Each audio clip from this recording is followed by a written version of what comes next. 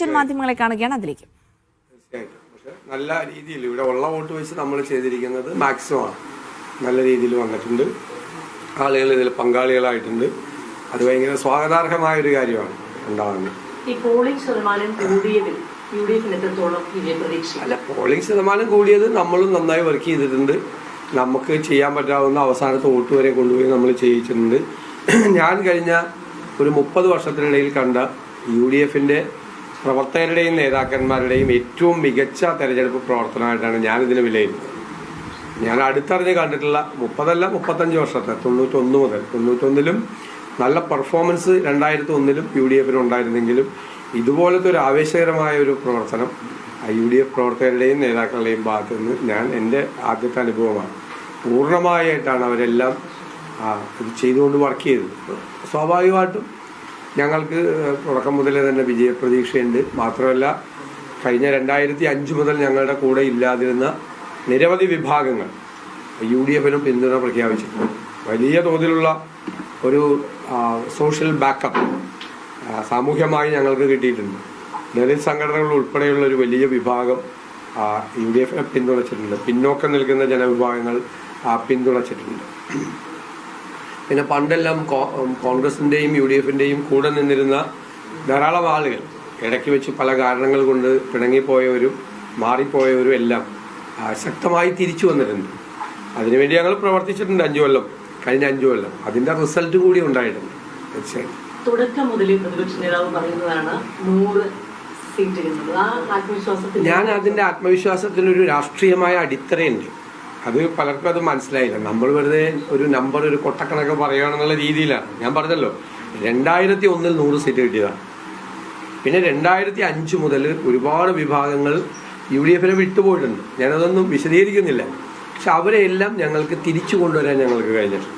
തിരിച്ചു കൊണ്ടുവരാൻ അതിൽ 90-95% പേര് തിരിച്ചു കൊണ്ടുവന്ന ഒരു പൊളിറ്റിക്കൽ വർക്ക്, വളരെ സൈലൻ്റ് ആയിട്ടുള്ളൊരു പൊളിറ്റിക്കൽ വർക്ക് ഞങ്ങൾ നടത്തിയിട്ടുണ്ട്. ഒന്ന്. രണ്ടാമത്തത്, നമ്മൾ എല്ലാ ബൈ ഇലക്ഷൻസിലും പാർലമെൻറ്റ് ഇലക്ഷനിലും ലോക്കൽ ബോഡി ഇലക്ഷനിലും ഉണ്ടായ അത്യപൂർവമായ വിജയം, ഒരു കാലഘട്ടത്തിലും ഉണ്ടാകാത്ത വിജയം, ഇന്ത്യയിൽ ഒരു സംസ്ഥാനത്ത് ഒരു പ്രതിപക്ഷത്തിനും അവകാശപ്പെടാൻ കഴിയാത്ത ഒരു വിജയമാണത്. പാർലമെൻറ്റിൽ നമുക്കൊരു പല കാരണങ്ങളുണ്ട്. ഇപ്പോൾ രാഹുൽ ഗാന്ധിയെ പോലുള്ള ഒരാളിവിടെ വന്ന് മത്സരിക്കുന്നതിൻ്റെയൊക്കെ ഒരു വ്യത്യാസമുണ്ട്. പക്ഷേ കഴിഞ്ഞ പ്രാവശ്യത്തെ പാർലമെൻറ്റ് ഇലക്ഷനിൽ UDF 91 മുതൽ 105 സീറ്റ് വരെ, 41.5% മുതൽ 45% വരെ. LDF 38 മുതൽ 48 വരെ, 36.5% മുതൽ 39.5% വരെ വോട്ടിംഗ് പെർസെൻറ്റേജ് ആണ്. NDA 1 മുതൽ 3 വരെ 14% മുതൽ 17% വരെ. 2001 ശേഷം ഇടതുപക്ഷത്തേക്ക് അടുത്ത ന്യൂനപക്ഷ വോട്ടിന്റെ പൂർണ്ണമായ റിവേഴ്സ് സ്വീപ്പ്. സ്വജനപക്ഷപാതം കൂടുതൽ പ്രകടമായി. അത് ഇടത് അടിസ്ഥാന അനുഭാവ വോട്ടർമാരെ ഒരുപോലെ നിരാശപ്പെടുത്തി. രാഷ്ട്രീയ നിലപാടിലെ തുടർച്ചയായ അസ്ഥിരത ഇടത് രാഷ്ട്രീയ ബോധ്യമുള്ള മനുഷ്യരെ ആകെ നിരാശപ്പെടുത്തി. മുഖ്യമന്ത്രിയുടെ വ്യക്തിഗത ഗ്രാഫിൽ സമാനതകളില്ലാത്ത കുറവ് സംഭവിച്ചു. ഇതാണ് കാരണങ്ങൾ എന്ന് പറഞ്ഞുകൊണ്ട് എലക്ഷൻ അനലിസ്റ്റ് അല്ലെങ്കിൽ പ്രഡിക്ഷനൊക്കെ നടത്തുന്ന റാഷിദ് CPയുടെ പ്രവചനമാണ് ഇപ്പോൾ പുറത്തേക്ക് വന്നിട്ടുള്ളത്. ഇന്നലെ പങ്കുവെച്ച ഒരു പ്രവചനമാണ്. വളരെ കൃത്യമായിട്ട് കഴിഞ്ഞ ദിവസങ്ങളിൽ തെരഞ്ഞെടുപ്പിന്റെ മുൻപും റാഷിദ് ഈ രീതിയിലുള്ള പ്രവചനങ്ങൾ നടത്തിയിരുന്നു. നമ്മൾ ഒരുപാട് സർവേകളും പ്രവചനങ്ങളും ഒക്കെ വരുന്നിടത്ത് റാഷിദിൻ്റെത് എന്തുകൊണ്ട് വേറിട്ട് നിൽക്കുന്നു എന്ന് ചോദിച്ചാൽ വളരെ കൃത്യമായിട്ട് കഴിഞ്ഞ കാലങ്ങളിൽ തെരഞ്ഞെടുപ്പിനെ അനലൈസ് ചെയ്ത ഒരു വ്യക്തി എന്നുള്ള രീതിയിൽ റാഷിദിൻ്റെ പ്രവചനം വ്യത്യസ്തമായി നിൽക്കുന്നു എന്നുള്ളത് മാത്രമാണ്. പക്ഷേ എന്തൊക്കെയുണ്ടെങ്കിലും ഈ പറഞ്ഞ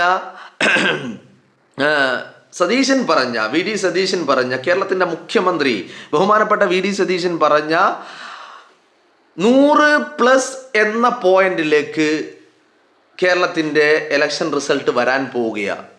ഞാൻ തിരുവനന്തപുരത്തേക്ക് പോവുകയാണ് മെയ് 5-ന്. കേരളത്തിൻ്റെ മുഖ്യമന്ത്രി വി ഡി സതീശനെ കണ്ട് ഒന്ന് അഭിവാദ്യം ചെയ്ത് തിരിച്ചു വരാൻ വേണ്ടി മാത്രം തിരുവനന്തപുരത്തേക്ക് ഒരു യാത്ര. എന്തിനെന്ന് ചോദിച്ചാൽ കേരളത്തിൻ്റെ മുഖ്യമന്ത്രി വി ഡി സതീശനെ ഒന്ന് അഭിവാദ്യം ചെയ്യാൻ.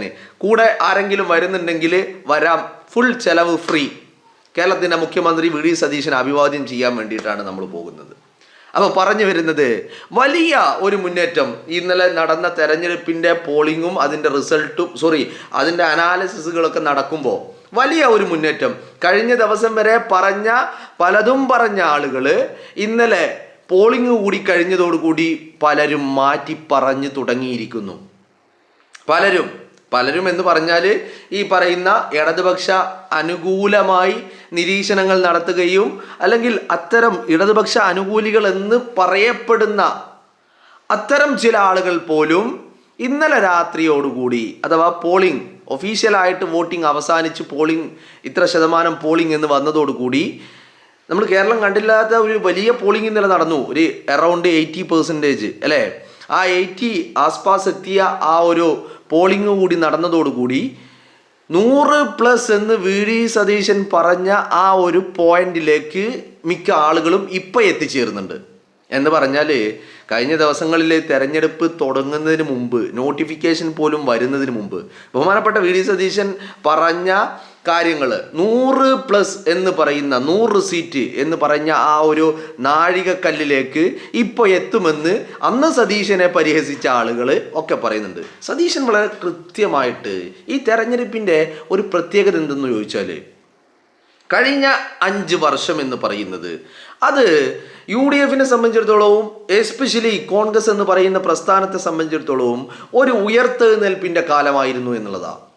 ഒരു ഉയർത്തെഴുന്നേൽപ്പിൻ്റെ കാലമായിരുന്നു. കാരണം പാർട്ടി അങ്ങനെ തകർന്ന് തരിപ്പണമായി വീണിടത്ത് നിന്ന് എഴുന്നേറ്റ് നിൽക്കാൻ പോലും ശേഷിയില്ലാതിരുന്ന പാർട്ടിയുടെ നേതൃത്വമാണ് വി ഡി സതീശൻ്റെ കൈകളിലേക്ക് വരുന്നത്. അവിടെ നിന്ന് വി ഡി സതീശൻ എടുത്ത പണി, ഈ തെരഞ്ഞെടുപ്പ് വിജയത്തിൻ്റെ എല്ലാ ക്രെഡിറ്റും ആദ്യം എത്തിച്ചേരുന്നത് വി ഡി സതീശനിലേക്കാണ്. എല്ലാ ക്രെഡിറ്റും. ക്രെഡിറ്റ് മാത്രമല്ല, അയാളുടെ ഒരു ആത്മവിശ്വാസവും നിലപാടും നിങ്ങൾ പ്രത്യേകം ശ്രദ്ധിക്കേണ്ട കാര്യമാണ്. ഞാൻ UDFനെ അധികാരത്തിലേക്ക് എത്തിക്കാൻ കഴിയില്ലെങ്കിൽ, മിന്നും വിജയം UDFന് സമ്മാനിക്കാൻ കഴിഞ്ഞില്ലെങ്കിൽ താൻ ഈ പണി നിർത്തും എന്ന് അയാൾ ആത്മാർത്ഥതയോടുകൂടി പറയുമ്പോഴും അവിടെ ഒരു ആത്മവിശ്വാസമുണ്ട്. അങ്ങനെ പറയാൻ അയാളെ ബലം നൽകുന്ന, പ്രേരിപ്പിക്കുന്ന ഒരു ഘടകം എന്ന് പറയുന്നത് വി ഡി സതീശൻ്റെ ആത്മവിശ്വാസമാണ്. ആ ആത്മവിശ്വാസം എന്ന് പറയുന്നത് അത് തനിക്ക് സാധിക്കും എന്നുള്ളതാണ്. എന്തുകൊണ്ട് അങ്ങനെ ഒരു ആത്മവിശ്വാസം ഉണ്ടായി എന്ന് ചോദിച്ചാൽ, നമ്മൾ കണ്ടത്, കേരളം കണ്ടത്, പ്രബുദ്ധരായ ജനം കണ്ടത്, ഇവിടെ ചർച്ച ചെയ്തത്, മാധ്യമങ്ങൾ ചർച്ച ചെയ്തത് ഒക്കെ ഇതിനൊക്കെ അപ്പുറം സതീശൻ്റെ ഭാഷയിൽ പറയുമ്പോൾ ഒരു സൈലന്റ് പൊളിറ്റിക്കൽ മൂവ്മെന്റ് നടത്തിയിട്ടുണ്ടായിരുന്നു എന്നുള്ളതാണ്. ആ സൈലന്റ് പൊളിറ്റിക്കൽ മൂവ്മെന്റ് എന്ന് പറയുന്നത് വളരെ കൃത്യമായിട്ട് അടിത്തട്ടിൽ നിന്ന് സതീശൻ വളരെ കൃത്യമായിട്ട് നടത്തി. അതിൽ ഈ തെരിച്ചുവരവിൻ്റെ പ്രധാന ഘടകം എന്ന് പറയുന്നത് പ്രതിപക്ഷ സ്ഥാനത്തേക്ക് വന്ന വി ഡി സതീശൻ ആദ്യം ചെയ്തത് ഒരു വിശ്വാസ്യത ഉണ്ടാക്കിയെടുത്തു എന്ന്. ആ ഒരു വിശ്വാസ്യത ഉണ്ടാക്കിയെടുക്കാൻ വേണ്ടിയിട്ട് സതീശൻ ഉണ്ടാക്കിയെടുത്ത നിലപാടുകളുടെ രാജകുമാരനായി എന്നും മാത്രമല്ല, നിലപാടുകൾ എന്നും അതേ നിലപാടുകളായി തുടർന്നു എന്നുള്ളതാണ് അതിൻ്റെ പ്രധാനപ്പെട്ട കാര്യം എന്ന് പറയുന്നത്.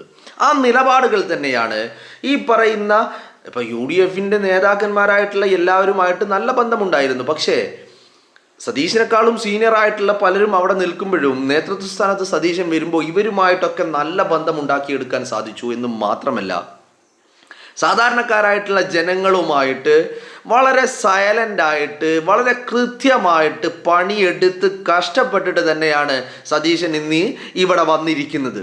അതുകൊണ്ട് തന്നെയാണ് ഇതിൻ്റെ എല്ലാ ക്രെഡിറ്റും സതീശനുള്ളതാണ് എന്ന് പറയുന്നത്.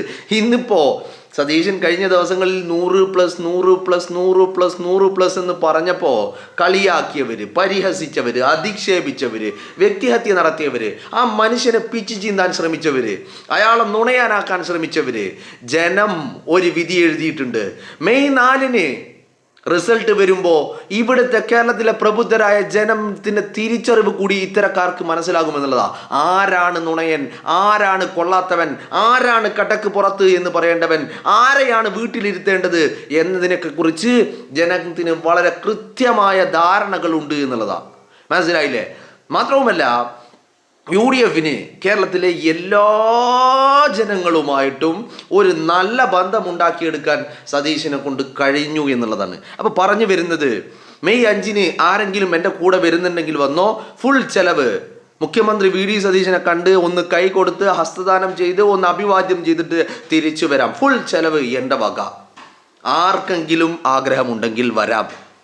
പിണറായി വിജയനെ കാണാനല്ല, വി ഡി സതീശനെ കാണാൻ. കേരളത്തിൻ്റെ മുഖ്യമന്ത്രി വി ഡി സതീശനെ കാണാൻ വേണ്ടിയിട്ട് നമ്മൾ പുറപ്പെടുകയാണ്.